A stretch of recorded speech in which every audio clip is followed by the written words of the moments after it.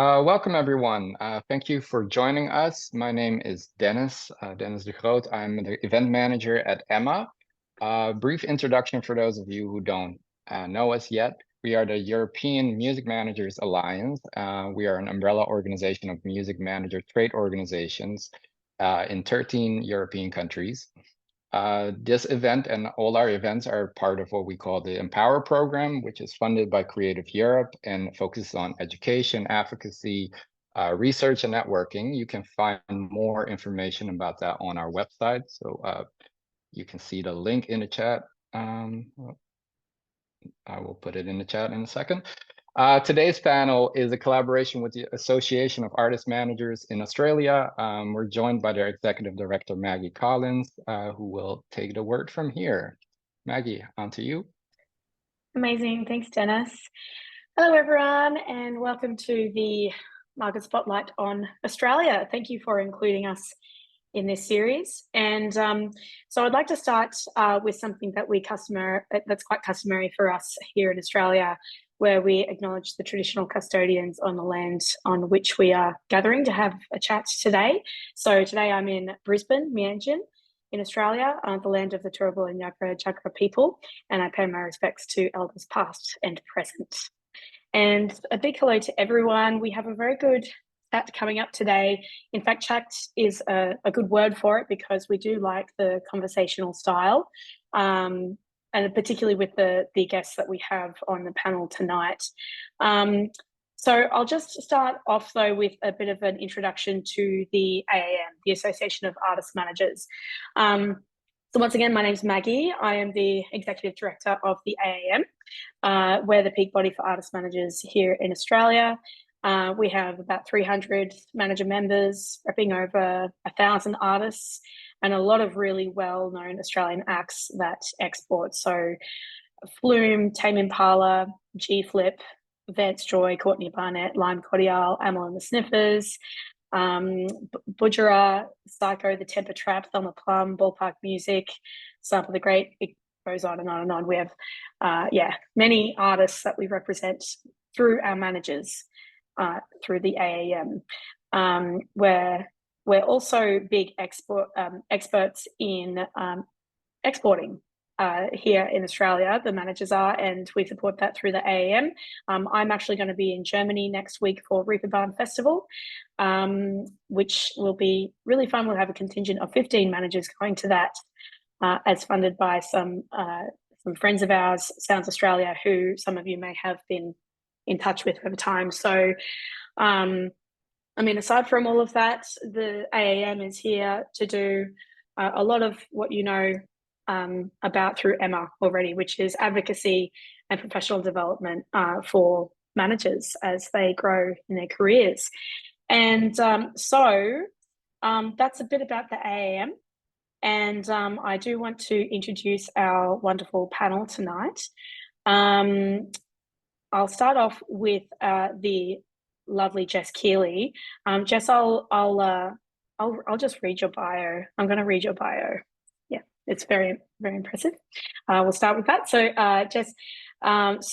Jess began her in this music industry career in front of the microphone as a radio and television presenter, and she's been working in the music industry for the past 20 years. After gaining experience in publicity and record label marketing, Jess made the decision in 2010 to relocate from Australia to London, taking up a position as international marketing manager with Warner. And after working on campaigns through Europe and the US, her close relationships with artists led her to the natural progression of artist management. From there, she took on her first client, Leigh, and then went on to work on the careers of award-winning songwriters and musicians, including those of Shania Twain, Marina, and Arcade Fire. Her international industry experience in London and LA has given Jess an extensive knowledge of developing and maintaining a global career, and which has really helped, especially for everyone on this call tonight, that she came back to Australia, to Sydney, to launch her management company, Music She Wrote, a company focused on building sustainable international careers for Australian talent, with a roster including Jaguar Jones, Isabella Manfredi, and Clay. Jess, hello. You're on mute as well. I thought you might say. Say hello. Thought we There might launch. I think we were going to launch into both myself and Okay. Leigh. Oh, yes. We Right. were. Well, Hello, everyone. hello, Jess. I'm Jess. Hello. I'm looking forward Yes. to a robust discussion. And the one and only Leigh Treweek, who has just joined us as well. Leigh Treweek has been involved in the music industry for over 25 years, from owner of music media, the music media company called Music, to director of Handshake Management, a boutique management company guiding lifetime careers for artists, including Alex Leahy, El Fresh the Lion, Baker's Eddie, and an international sensation at the moment, Vacations. Leigh has years of experience in sales and brand partnerships as well. He's such a great conversationalist, a really good person, and he knows how to get things done. And he is here now. Hello, Leigh. Thank you for joining us. Hello, and I'm also looking for a robust conversation. Looking forward to it. Great. Well, so essentially we're here to talk about Australia, and we know that there's many different people in the room, probably from different regions and also different levels of experience and background. So what we're going to do is just talk about a very overarching look at Australia with some stats, but some stats that may be interesting, but hopefully some real tangible advice and tips that can help you if you're looking to enter Australia, either with one of your artists or even just as a manager who's curious about the market and maybe wants to come here and do some research in this area. So I'll probably start with an overview of the Australian market. So where Australia sits in the global music market, the IFP's Global Music Report in 2023 showed that, as you all may know, showed that recorded music revenues grew in every region around the world in 2022, with Australia ranked the number 10 country, so the 10th biggest market in the world, which is pretty good for our population and our market size. And some more stats from ARIA, who is the Australian Recording Industry Association here in Australia. The figures revealed wholesale sales of 565.8 million in 2021. This is up 4.4% from 542 million in 2020.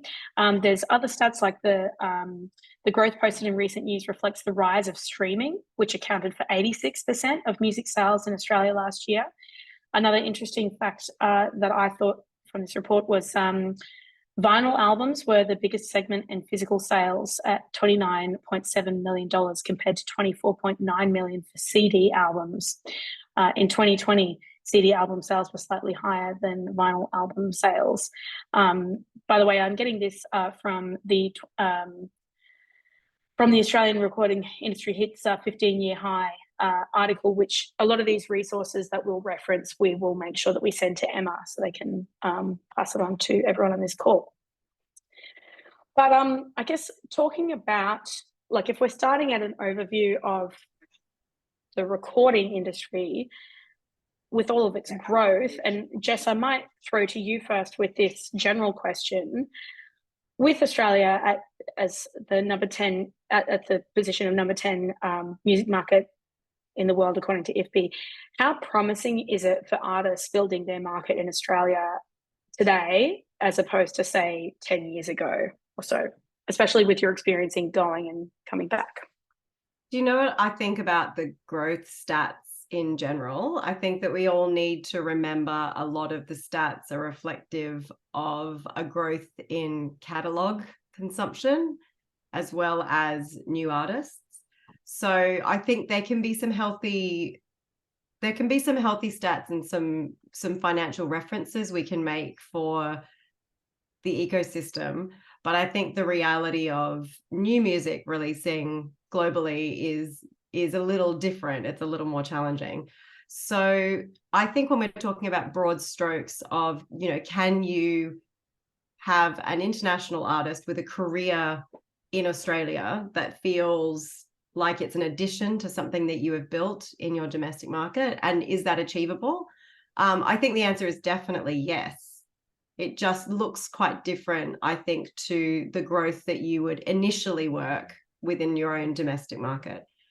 So for Australia, for a recorded music moment, I think it's the same globally. Are you getting those digital spikes? Are you seeing that moment happen on Spotify or on Deezer or wherever your sort of priority streamer is? Have you looked at that graph and you can see a little bump, one that makes you think there's definitely something there? I think following that and recognizing whether that's reciprocated in the other digital footprint that your artists have, it's sort of the same as I think any territory. Is it likely that you're going to have an audience there? I do think that there's particular genres in recorded music that are more accessible to Australian audiences. The nice thing is that we're a real rock nation. We love a 4-piece rock band. We really love a British 4-piece rock band and always have, probably always will. And there's also a lot of solo artists from dance and other areas that do incredibly well in streaming here. And then by consequence, which we'll talk about later, can have great touring careers here. But I do think from just the size of the market, I think the objectives with prioritizing recorded music in Australia as a potential new territory to add to your artist's career, it has to be in conjunction with a touring strategy. This is definitely a territory that won't have a standalone recorded music moment happen unless there's a very big anomaly. So it feels to me like that should be a concurrent strategy when you're prioritizing a recorded music one for Australia. That's such a great insight, Jess. Thank you. Leigh, what are your thoughts on that? Listen, I think I reiterate what Jess is saying. I think no matter what you're doing now with regard to recorded music, it's, from release, it's about finding those little points and little moments in any territory and really targeting that and having a look. And you don't, obviously these days from a marketing point of view, you don't have to spend a lot of money to try and amplify that. So, we're lucky enough now, our management company, to have a band that's sort of blown up globally based on that, where we've been able to build, a listenership of 30,000 people in Mexico listening to 700,000 a month. We've been able to build, 10,000 people having a little moment in Poland to now having, 200,000 listeners a month there, and the same with the US. So having a look, Australia has, a huge appetite for music. So, but it's very hard to begin something. You need something to start organically, but you need to be watching all of your back end of Spotify for artists and others. And when you see that, hey, something's had a moment, and normally you don't know how that's happened. It might be that it's been picked up by radio, or it might be that, an Australian band that's well known has shared it, and that's got a few people listening to it.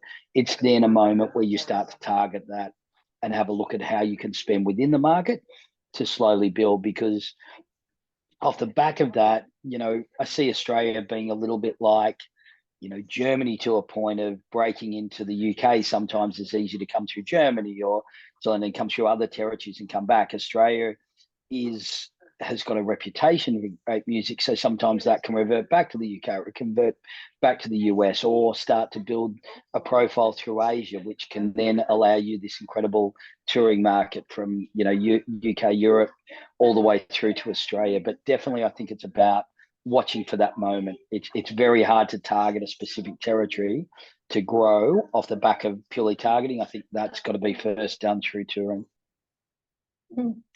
That's such a great point, and I think it touches on a lot of different areas where we will be talking about in more detail, especially in terms of touring, and also in terms of Australia's unique media market, and what that looks like for us, and especially how that's different from every other territory.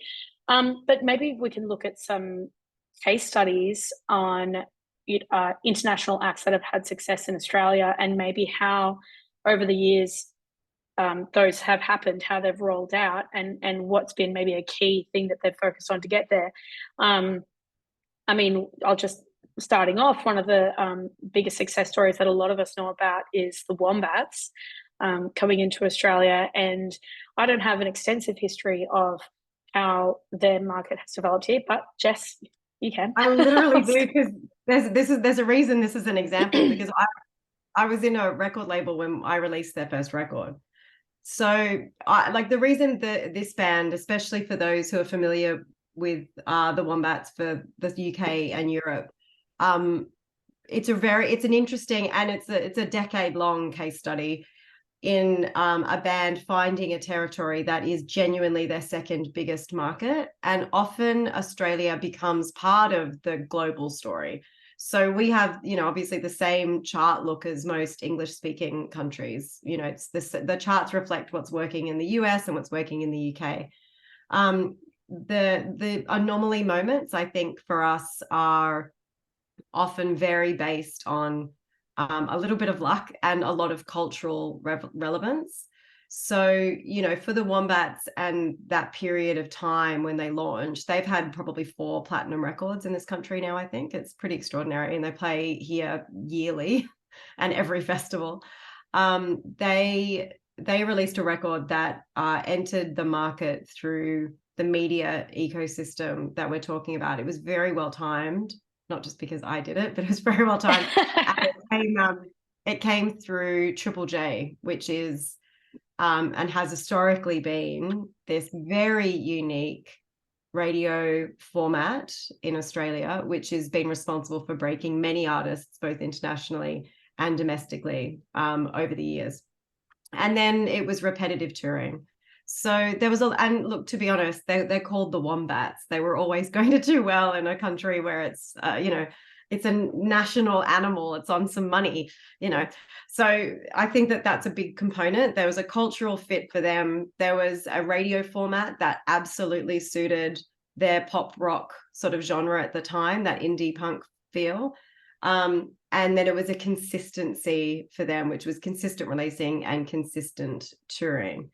So I think for that example, it's very particular, because they actually haven't had a global success that would sort of match that in every territory. And it's particularly unique actually to have an international band that has, maybe 5 or 6 territories in the world that they're particularly big in, and that's one of them. Totally. And so so they did the consistent touring, and that, as you said, like it's quite a unique story to Australia. It was a huge part of that was the media situation. And so maybe that's a good segue to sort of talk to that, and we can talk about other case study moments down the track as well. Leigh, maybe you can talk to this, especially with, both of you have all sorts of different hats from your experience, but can you talk to media and maybe in particular the radio landscape here in Australia? You want to in a positive or a negative way? No, a real way. Okay, so to be honest, in Australia, similar to everywhere in the world. So my background is owning a media company that was a street press company. So similar to, an NME to other magazines globally, we produced free music media every week for 20 years. But there's been a disintegration of media around the globe, and similarly in Australia, where it's such a small country, we are very, very limited with media outlets. For music, we are very limited with radio. So we have one national radio broadcaster called Triple J that is our youth station that promote. And then we have community radio throughout Australia as well, which is a great pathway for independent music, and especially for music that is to a specific genre that may not be played on other commercial or even Triple J radios. So each of the community radio stations in each state have specific shows dedicated to, noise, EDM, punk, metal, hardcore, and so forth. So there is that, but it is very, very limited. So it's something that, in the initial case, I think anywhere we're doing is about trying to build an audience directly, and then looking at, okay, what media connects with the audience that I'm going for. So if you're a folk band coming out, doing it, community radio is going to be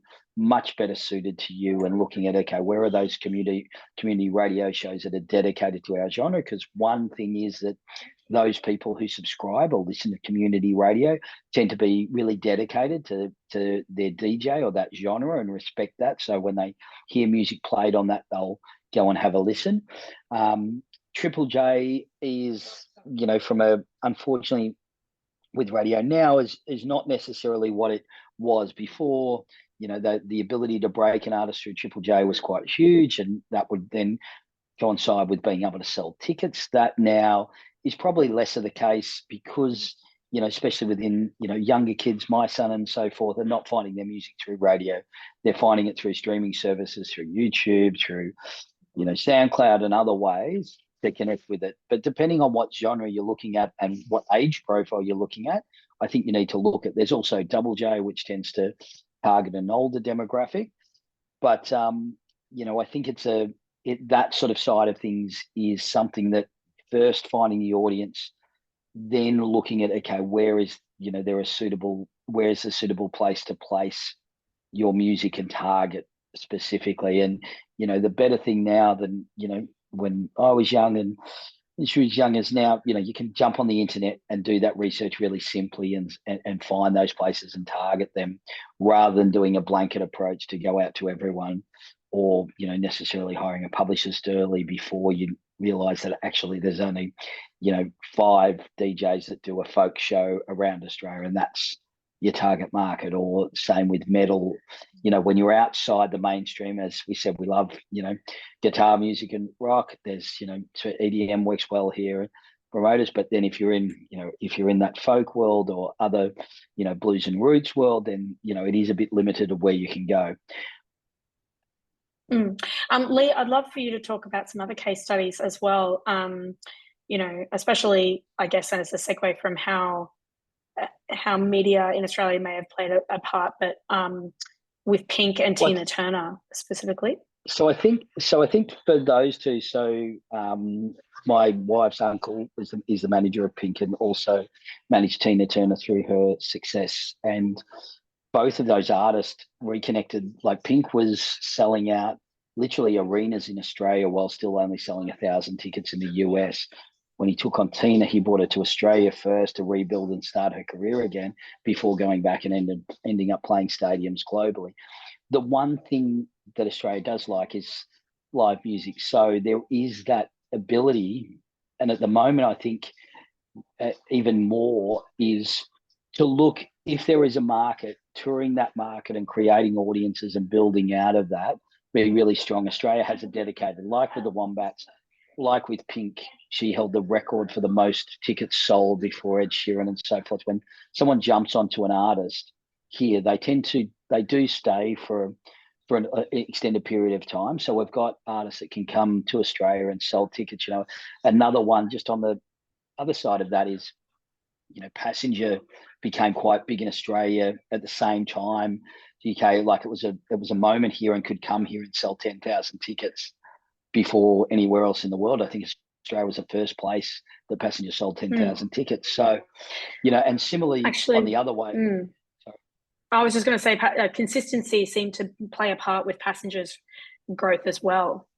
Yeah, coming back and feeding that market and being consistent with that market growth. And I think now more than ever, to from my point of view as a manager now with new artists and so forth, all of us, depending on what territories we're in, face issues surrounding Spotify's algorithm and being geo-fenced into a certain area. So touring plays a part in breaking down those fences and building audiences to actually earn money from streaming. So it doesn't mean that you come and go, hey, I'm going to come to Australia and I don't know whether I've got a fan base there. It's about building that fan base.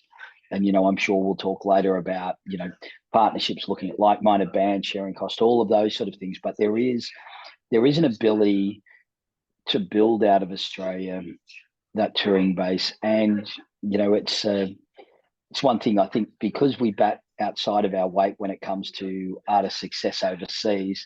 When someone sees something happening, whether it be for an Australian artist or any artist in Australia that's touring Australia in numbers, it allows promoters to go, okay, something's going on there. And normally that parlays into other territories as well. So this seems to come back a lot to this idea of consistent touring. Like, so Australia has a very healthy taste for live music. And I guess, you know, when we're looking at trying to get into Australia, you know, it obviously costs a lot of money. So, Jess, could we maybe throw to you? And well, actually, I was going to say maybe we could do the question of what would you do if you were trying to enter the Australian market with an artist that was based internationally in today's day and age.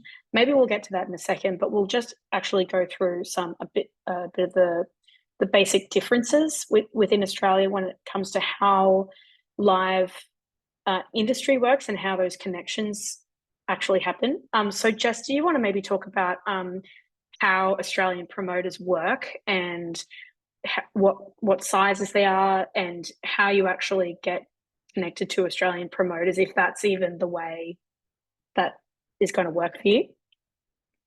So the Australian market operates with a promoter system for international artists that's very similar to the rest of the world. We have all the sort of big ones here and our, you know, fierce independent promoters. So we have very experienced and I think very excitable promoters with fantastic reputations. They put on these amazing, you know, big shows, festivals. They know the market, they know how to do the job. And if you find your promoter, you'll often develop that relationship for, you know, the length of the career for your artist, because the consistency, like we've been talking about, if the touring market's really strong. The interesting thing about the domestic touring market, if you're a local artist, is actually very different to most other territories, where this ecosystem has developed where artists self-promote in Australia, or management in Australia most of the time. So if you're doing a club show and it's 300 capacity and you might do 8 shows, you will, as the band, be responsible for booking and promoting the marketing materials and ensuring that you're getting settlements and counts and working through, you know, that nervous last 2 weeks of Facebook boosting to try and sell your tickets. All of that currently falls onto the artist. That also includes venue hire and all of the other costs that would come with touring. So it's interesting here because that will also be the case for a lot of domestic artists, even with venues of 3,000 and 5,000. There is this sort of, you know, independent approach with a local flavor that comes with marketing for touring here. It does mean that it's quite challenging at the moment to sell club shows unless you have a very aggressive fan base, because most of the artists do not have the money to promote their shows in the same way that a Live Nation does. So for international artists coming in, I think the interesting part is that you will probably, if you've got yourself an agent and you're working actively in other territories, your most likely step would be agent conversation with promoter who books festival, and that's how you come into Australia. That's the smoothest and best way often, because it gives you relationships, it gives you a bit of finance, and you understand what you're coming to. The other option, and maybe this is part of the question of the do-it-yourself, Maggie, is that artist to artist relationships are encouraging more managers to decide to partner up with another act and actually enter the market that way. I think it's just important to note that there is often a much more exciting financial moment to be had with self-promoting in the country, but it's a lot more pressure on the artists. But it could be an option for an international act to come in and to essentially, you know, book and self-promote with the right contacts. And it's well received here, I think, that approach of being able to actually invest your own time and money and have less reliance on that promoter structure. Interestingly, yeah, go, Leigh. Yeah, go. So I was just going to say, so just a couple of things on that. So at the moment, I've just done a tour with an international artist as a as a supporter for one of my other artists that were playing here. And at the moment, because of the competitive nature of everyone coming out of the COVID, and we're still going through a lot of artists and Australian artists on the road together, finding that moment that separates you from other artists tends to be bringing an international to tour with you.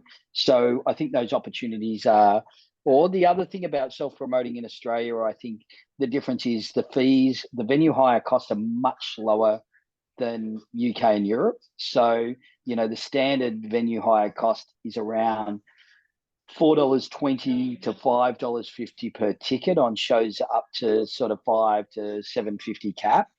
So, the ability to earn off the back of those shows is a lot more than what happens on lower number shows. It's a lot better, I think, than what happens in Europe and the UK and internationally. But I think definitely if you're thinking about it coming without a promoter, definitely looking at a like-minded band to put together a co-headline, because that reciprocal, hey, I pull 500 tickets or 300 tickets in the UK and Europe. You look like you want to come here. We're similar-minded. What numbers are you doing in Australia? Yes, let's do a tour together. That sort of can work out well and can be reciprocated in both territories. The one big thing about Australia is we're not a driving touring market. So we fly to pretty much every show. Australia is a very big country. Flights used to be very, very cheap. So it was much more sustainable flying than it probably is now. It's a little bit more expensive. There is the ability to drive between shows, but unfortunately, those distances, there's not a lot of shows in between.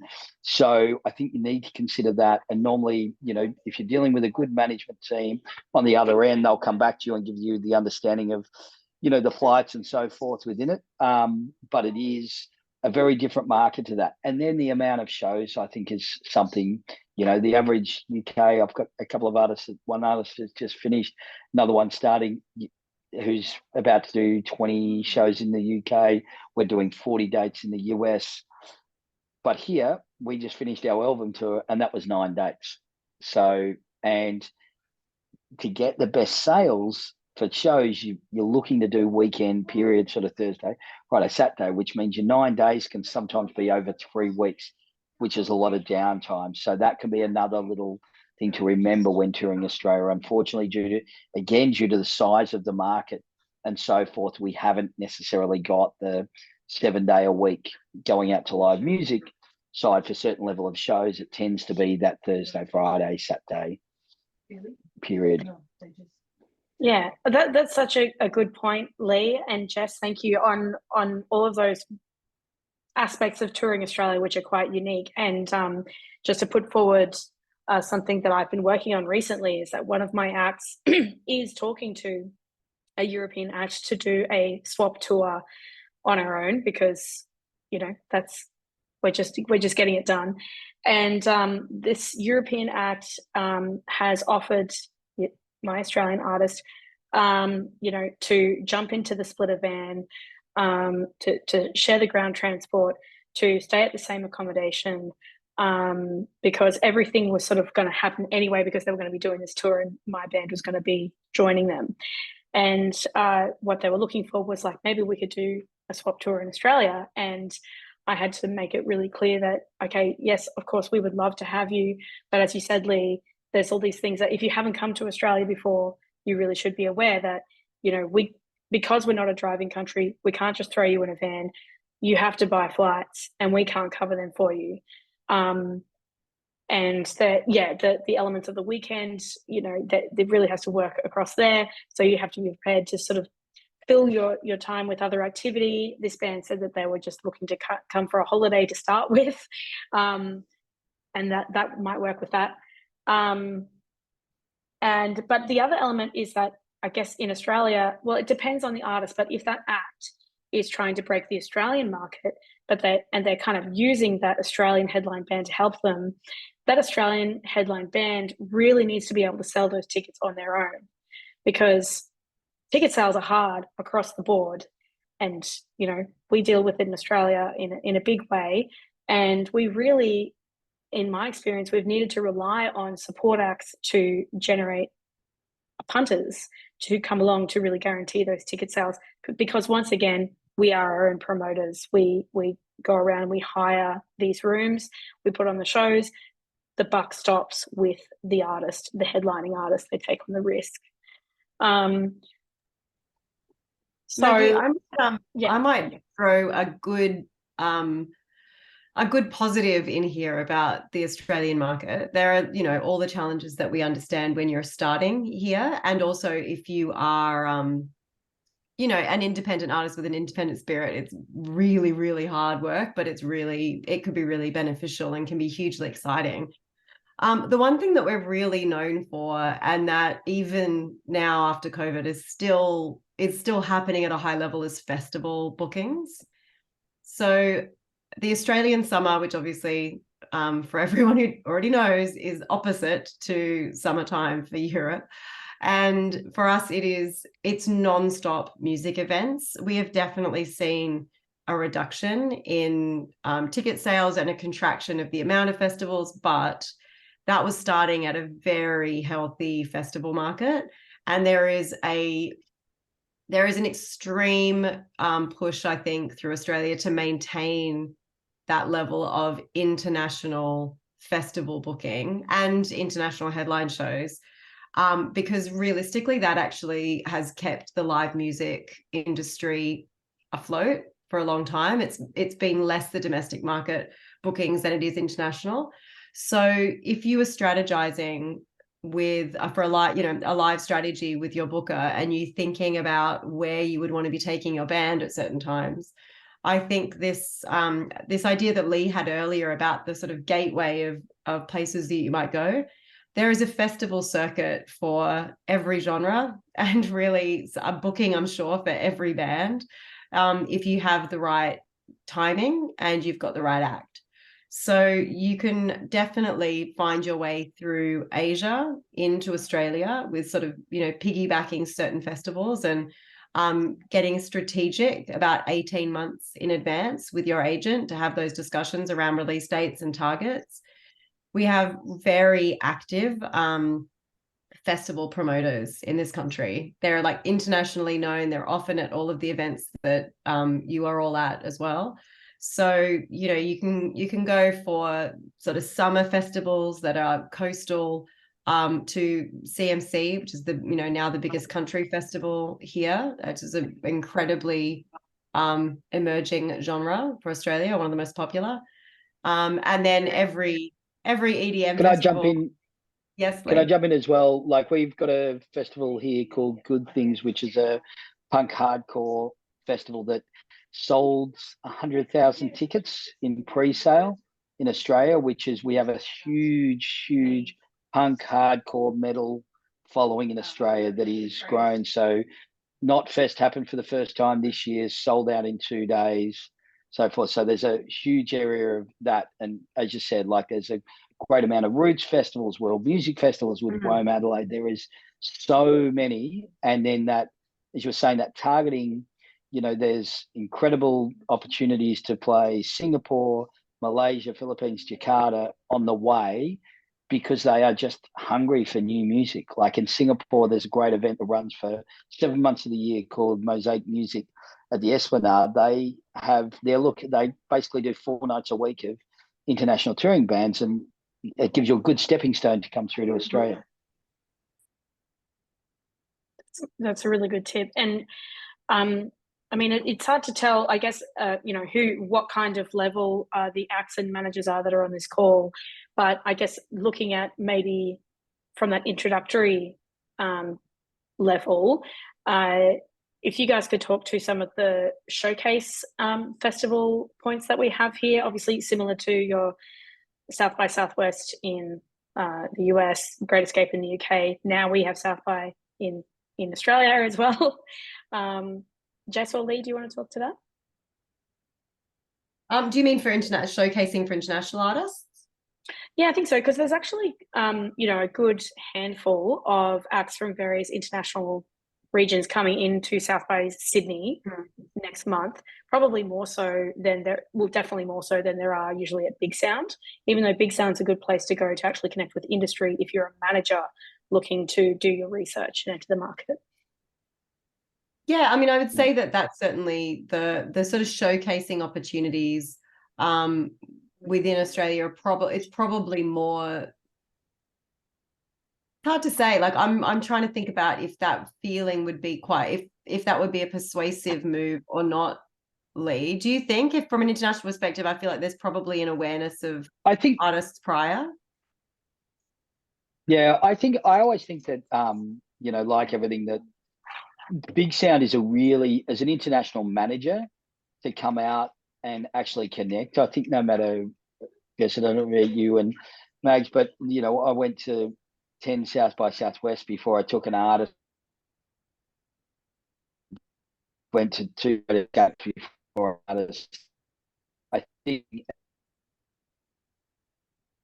and you, but what because people are speaking to you. Sorry, Leigh, I don't know if something's understand the territory a bit more. I might have caught up now. Your I'm internet going to change interrupted my there for a internet minute. connection. That's all good. Okay, cool.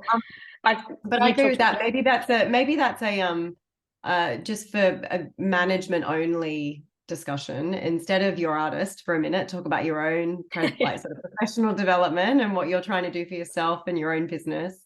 I actually think from a networking perspective that Australia can be an incredible place to begin that education of really discovering how that the sort of industry ecosystem works, and the showcasing or the kind of industry conference opportunities at Big Sound and at hopefully South by, now that it's the first year that it's in Australia this year, so we will see. But I do think that the size of those events is possibly a little easier to be able to connect and to understand versus you know, potentially South by US, which is obviously such a massive task when you go over.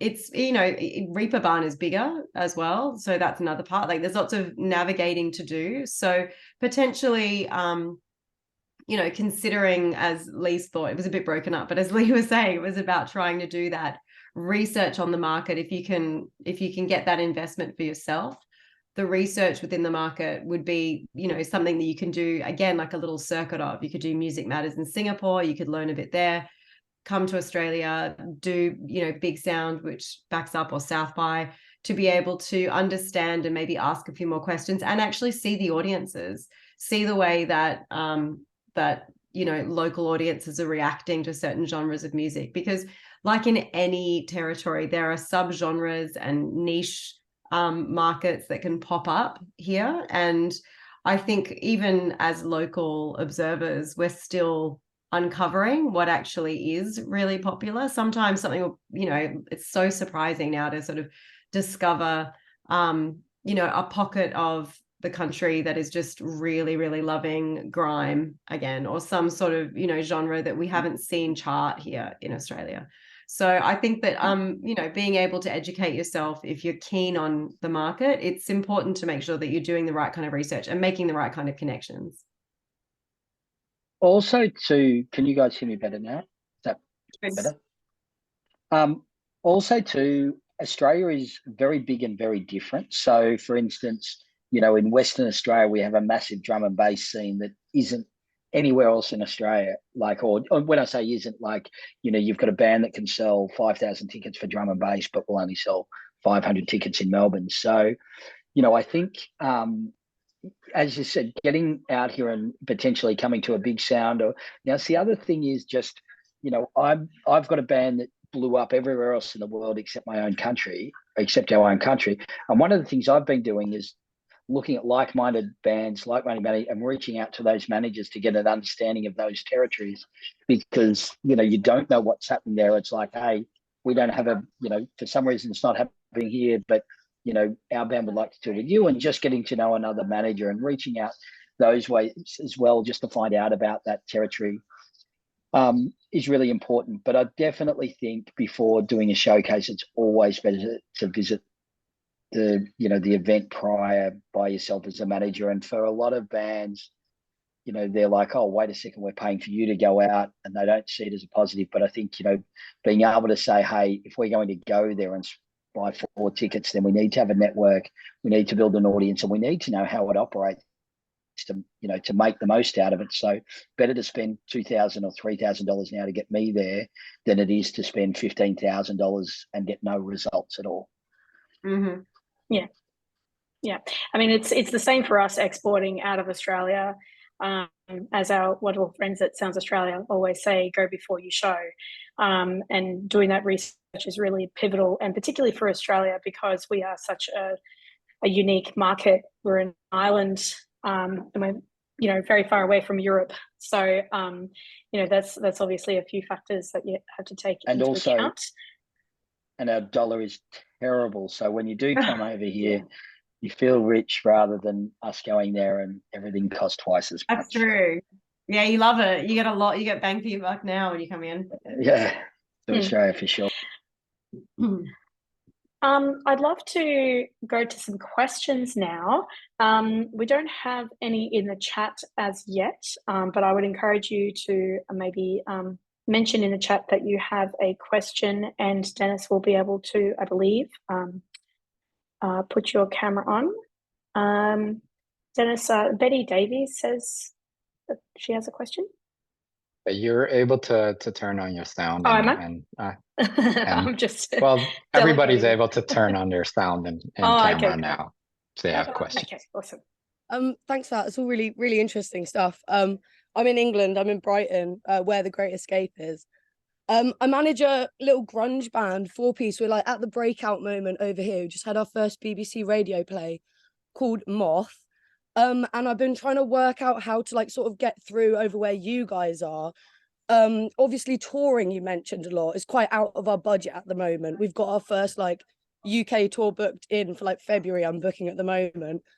So that's quite out of our league. But when it comes to sort of small scale press, you mentioned community radio. That's not really something that's as big over here. So any pointers for not really being at that touring stage yet over there, but still sort of looking for those press contacts that are thirsty for that emerging talent? Is quite hard to figure out who's after what. I've been speaking to people from Happy Mag, but they've got tiers of pricing and stuff. So I just wanted as people everything. Think. Welcome to Australia and the pay for play world. But I would suggest if you jump on the web and go to AMRAP, AMRAP, that gives you all of the community radio stations around Australia and regional stations, and you can actually sign up there to be able to put your music up, and it will be distributed to every community radio station within Australia. Oh, no for way. A small membership fee. Yep. And you can put up your press release and everything within there. Definitely that grunge scene over here is making a comeback. So, which I think is obviously happening globally. That and a bit of emo is all on the return. The great grunge revival, as we're calling it. Yeah. The other side of that is just, doing some research on like-minded bands in Australia and then reaching out to them. As I said, I manage a band called Vacations. We've just finished a run in the UK and about to go back there. And everything that we've done throughout their career, they've had no radio play, they've had no PR, they've had no magazine stories or anything like that. And we do just on 60 million streams a month. And it is all fan to fan and band to band. Brilliant. So everything is about sharing Spotify playlists, playing other creating those playlists on Spotify and sharing other bands that they like. And then those bands share what they like on their little playlist, and that's up. But definitely AMRAP is a good place to start. Unfortunately, within Australia, most of the media is a little bit pay for play. And it is okay, you can spend this much and we'll give you that much. I don't know. I don't think that's a good way to start. I think, having a look. I want it to be more organic than that. It's not, it's not very grunge, is it? To pay for It's funny, I was going to say, there's these things that happen where everyone would have had these, you get one play you get one like BBC radio play, and then all of a sudden the like management email inbox is just like a bunch of PRs like wanting to work with you, like pitching their services. Yeah. So I mean that, and Australia is traditionally has actually been a very heavily PR driven and media driven landscape, and that's created a lot of independent PR agencies. They're all very good, but the landscape now is not what it was. So at this point, paying for someone to get press is not a good investment. There isn't persuasive local media anymore. You will have far more success putting that money into potentially some small targeted ads for Australia to see whether your content resonates.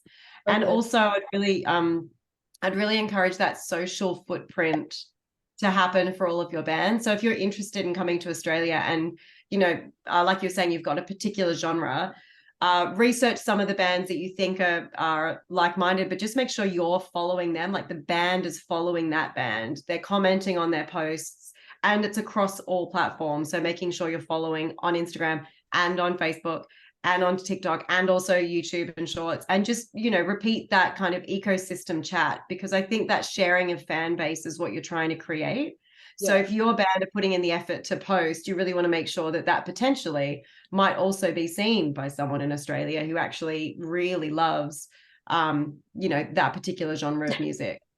Yeah. And if you, just as a quick one, just write down this band, Garage Sale, and have a listen. They're an Australian band that Garage Sale. I think Garage Sale, right in the right mix, breaking through here too in the same genre. Perfect. I'll check them out. Thank you. Brilliant. Cheers, yeah, and you should be able to stream those community radio stations wherever you are. A good thing is just to dive in and have a listen. And once you get to know some, like you'll be able to check some of the playlists up online. And once you get to know some of those presenters, I think that extra homework when you're reaching out to them, saying like, oh, I listened to your show the other day, you played this, this, and this. Like, I love those bands. They were so cool. You should check out my band. Then that is the community thing that they're after. And that's where sparks fly when it comes to especially Australian, like grassroots community and friendships. You know what? I will say the great thing about Australia and culture in general here is that it's very accessible. We don't really have a celebrity structure here, right? That goes for bands, media, but everyone is pretty, I say accessible, not in the sense that they'll answer every DM, but especially within the art and the music community, there is a real culture of sharing of resource and time and collaborations. Bands don't really feel that same sense of isolation or competitiveness, perhaps, that you do in some of the other countries. Like I'd say the US is pretty hard for that. And whereas in here you can pretty easily like Google a great community radio station, Google, who plays punk on X radio station here, and you'd probably find it and then have a kind of contact pretty easily. So I would say it's an accessible market for outreach. I think that is definitely of interest. And everyone likes to know that they've been listened to and heard. So that's always a plus. I'll pop my email in the chat now, because similar to that, I'm always happy to answer questions as long as I can ask questions back, because it's always better that if we share information, I help you, you help me, it works out best for everyone, because, I'm still learning, always learning about how to save money on touring UK and Europe. Well, that Leigh's also really interested. I was about to say Leigh's really interested in getting everyone's punk bands as well. He's such a rock star. I like guitars. You do. Yeah, I mean, like that sense of camaraderie also crosses over to managers in Australia. Like we've got a really tight community, as you may have been able to tell by our lovely rapport today. We have a good community, and we're really about sharing those resources. And so if you do, if you are a bit lost, but of some Australian managers, like they're always going to be here to help. And Leigh's just put his email there. And of course, the AAM is also here as well. And as I mentioned before, I will be at Reeperbahn Festival in Hamburg. I don't know. Yeah, next week. And Leigh's put, Leigh's email is incorrect. He's just fixed it up there in the thread. Oh, thank you. That is very good. And Yeah, that's my skill set. Is just it's not the Yes. guitars, it's just the admin. Yes. I was on the Now, ADHD panel at the Big Sound last week on neurodiverse people in the industry. Yeah, that's so great. Well, Dennis, we got 1 minute left. I mean, like if anyone else has another question, I'm sure we could squeeze it in if anyone is super keen.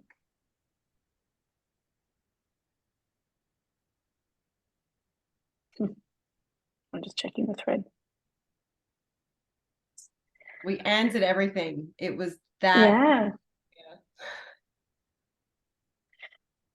Yeah. Well, yeah. If nobody has any questions. Well, if no one has any questions, Jess and Leigh, any parting comments about the Australian landscape and words of hope and wisdom for people trying to enter it? I think that I want to be very global in all of our conversations now as an industry. So even though this is really specific to Australia and it can form such a rich part of your artist's career and potentially, find yourself a market for, neoclassical jazz that you didn't even know existed.